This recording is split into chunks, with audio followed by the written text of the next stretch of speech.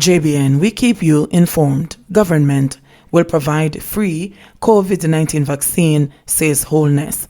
Prime Minister Andrew Holness says the Jamaica Labour Party JLP government will provide free COVID-19 vaccines for Jamaicans. Holness, who is also the JLP leader, made the announcement in a post on his Twitter account this morning. He said the government would move into action once there's a safe, tested vaccine. Unlike others, we know what to do to manage the coronavirus, he said. Up to Tuesday, Jamaica's COVID-19 tally stood at 1,146 cases, with 770 recoveries and 14 deaths. The Health Ministry reported yesterday that there are now 293 active cases being monitored, including 9 moderately ill persons and 1 critically ill. Man accused of defrauding job seekers charged 62-year-old Samuel Reed, otherwise called Colonel Reed, of Berwick District, Riversdale in St. Catherine, has been charged with 2 counts of obtaining money by means of false pretense after he allegedly pretended to be a member of the Jamaica Defence Force, JDF. The police report that sometime between March and May, Reed met the complainants on a construction site in the parish and told them that he could get overseas employment for them, but that they would have to pay an initial fee of $15,000 to cover administrative expenses. The police further reported that both complainants bought into the idea and allegedly paid him $135,000 and $75,000 respectively. Reed allegedly told the complainants that the monies would cover the cost of obtaining passports and travel fees. After receiving the money, Reed went missing, and numerous efforts were made to get in contact with him, but to no avail. He was subsequently held on August 2 in Riversdale in the parish and was transported to the Portmore police station, where he was handed over. He was pointed out to the police and formally charged. His court date is being finalized. Police High Command says no political motive detected so far in man's murder and Portmore fire. The Police High Command says investigators are unable to conclusively establish a political motive in connection with 2 separate incidents that took place in the lead-up to the island-wide Nomination Day activities, as Prime Minister Andrew Holness accuses the People's National Party PNP of deliberately trying to cause problems.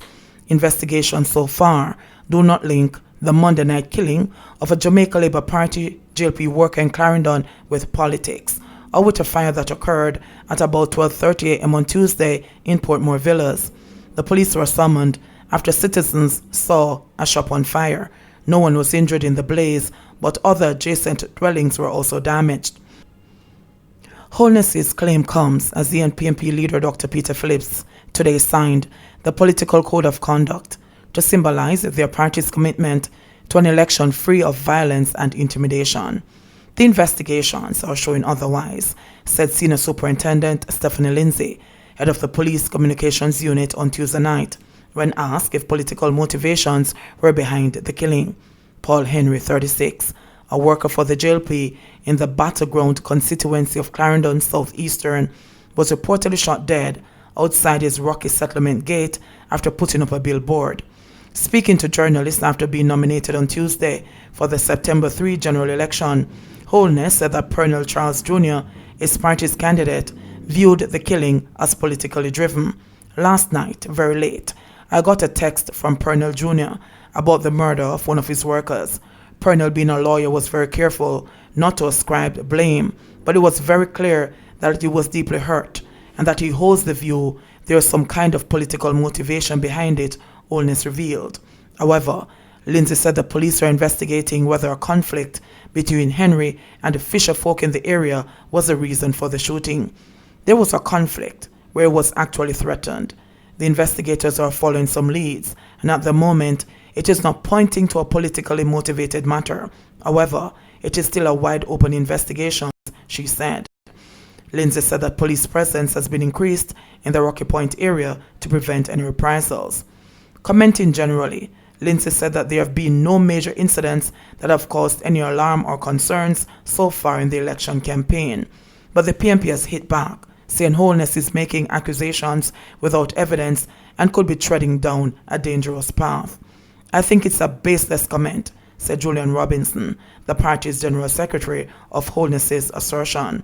I know the Prime Minister has gone into areas where he has been greeted by PNP supporters who, in our view, have acted in what I would say is a campaign spirit.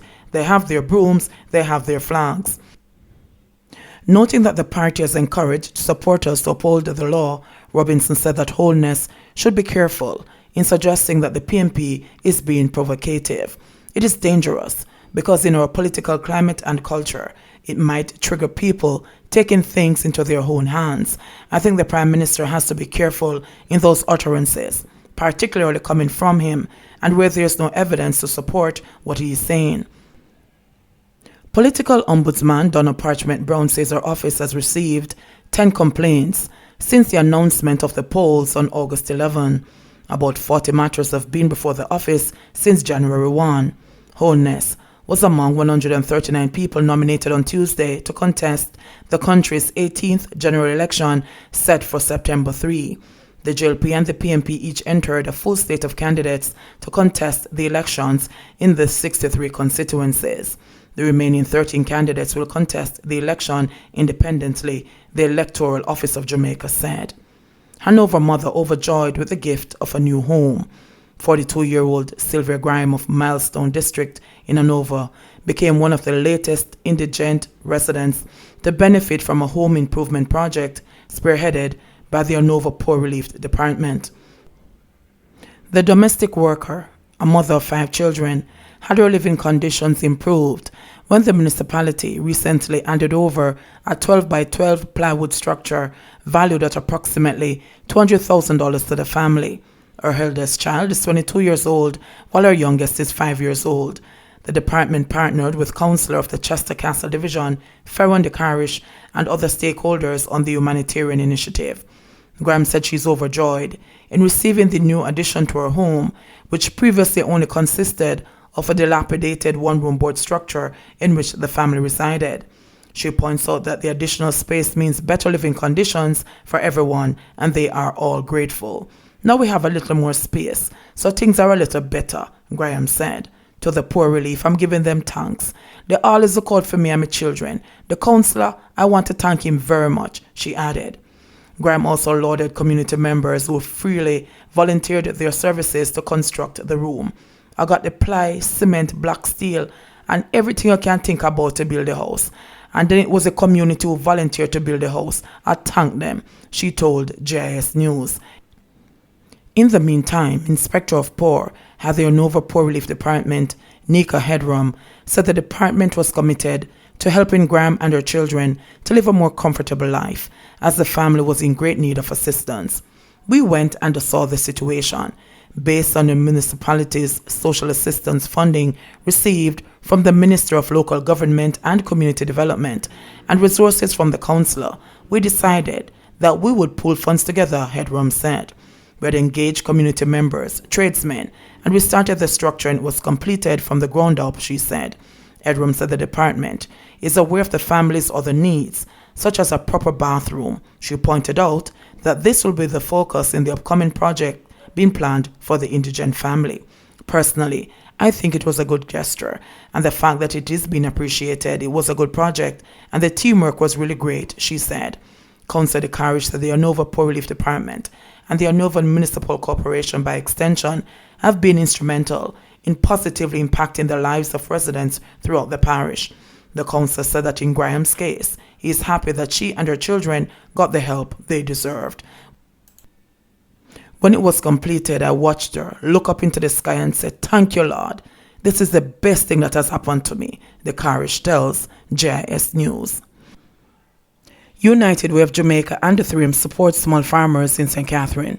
The United Way of Jamaica UWJ and the Jamaica Agricultural Society JAS recently launched the JAS UWJ COVID project at the St. Catherine Agricultural Branch Society's annual general meeting. The meeting was held on August 12, 2020. The UWJ said 20 selected farmers within the parish of St. Catherine received cash and in-kind inputs of approximately $30,000 each to assist them to establish agricultural ventures. According to the UWJ, the project will allow the farmers to receive approximately 700 seedlings, ranging from hot peppers, sweet peppers, tomatoes, and carrots, and fruit trees to include lime, mango, and avocado, along with chemicals to assist with the preparation of the land. Winsome Wilkins, CEO of UWJ, stated that the UWJ is concerned about the financial status of the small farmers and their ability to sustain themselves and their families as we try to navigate the COVID pandemic. She said for many people, back to school in itself is a challenge, and every effort must be made to assist where possible to alleviate some of the challenges being faced.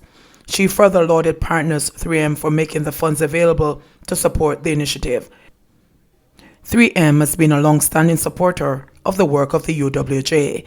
The JS will assist these farmers with the technical support necessary to ensure success from planting to reaping, commented JS President LENWORTH Fulton. We hope that this project will be a success, similar to the pig project that was launched over 13 years ago and is still successful and vibrant within the parish, Fulton said. The United Way of Jamaica will be providing support to 100 farmers through the JAS branch network. JBN, we keep you informed. Please remember to subscribe, like, share, leave us a comment, and click the notification bell to receive our daily news items.